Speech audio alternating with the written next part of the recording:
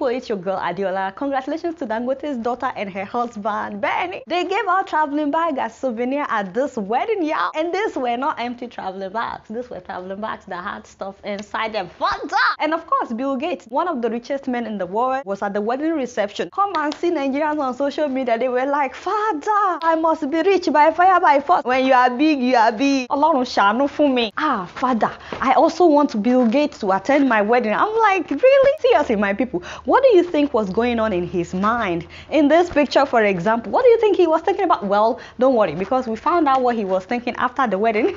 When the man addressed the Nigerian government, the vice president was there, some governors were there, ministers, you know, some big people. Much of Nigeria still looks like a low-income country. Ooh, snap!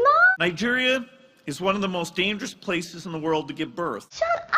1 in 3 Nigerian children is chronically malnourished. No, he did not. Did he just? More than half of rural Nigerian children can't adequately read and write. Father, Bill Gates. They thought he was impressed with all the serena, and the man was sitting there thinking, these people, they are deceiving themselves. In fact, I don't think he was impressed by the big belly senator that was dancing, you know, after collecting their monthly $37,000 besides salaries and allowances.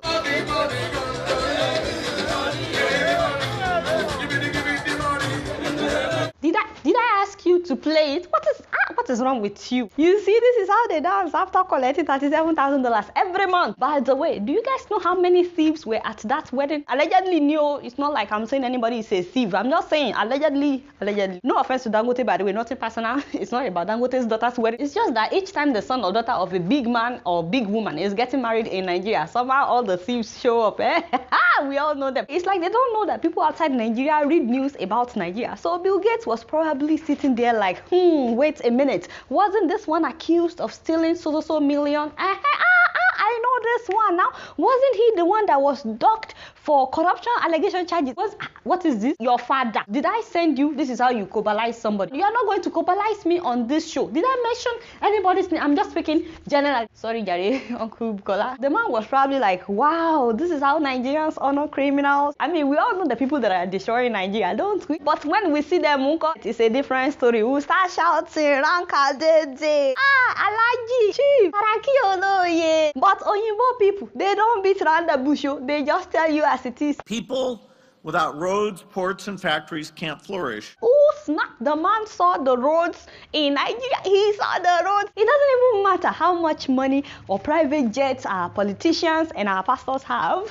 The man knows that without good roads for everybody, for the common people, and without good ports and factories, we're just deceiving ourselves. It may not be polite to speak so bluntly when you've always been so gracious to me. While it may be easier to be polite, it's important to face facts so that you can make progress. The man did not shy away from keeping it real with the Nigerian government. So I'm not against being rich. I'm not against being wealthy. I have nothing against rich people. I'm just saying that there shouldn't be only one Dangote in Nigeria. There should be so many people that would be successful even if they let the wealth trickle. And of course, there should be middle class in Nigeria because right now, you are either very, very rich or you are very, very poor. Middle class is like gone in Nigeria. People should be able to afford to live a decent life. If you're working hard, you should be able to afford to live a decent life. In middle-income countries, the average life expectancy is 75 years. In lower middle income, it's 68. In low-income countries, it's 62. In Nigeria, it's lower still, just 53 years. The only problem is they don't know that they're just doing themselves.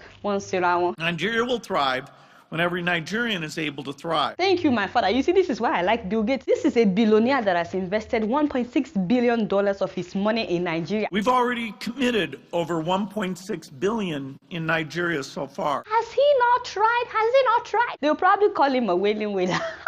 Father, if not that the man is a billionaire, they would have said it was PDP that bribed him to say those things that he said. Meanwhile, they have started touring for the 2019 election, even though they didn't say it's about election. We know it's all about election. The whole of Lagos was shut down by the same people that criticized Goodluck Jonathan for shutting down Lagos the other time. This is what is important to them, not what Bill Gates was saying. Naomi Campbell was there, by the way, shaking Buhari's hand. I'm like, Father, who know no good thing. Anyway, so Tinubu and Buhari were both laughing. Did you see them in the pictures, in the videos? But I would like to know from you guys, what do you think? Do you really think that Tinubu would support Buhari for the 2019 elections despite the fact that they were laughing together?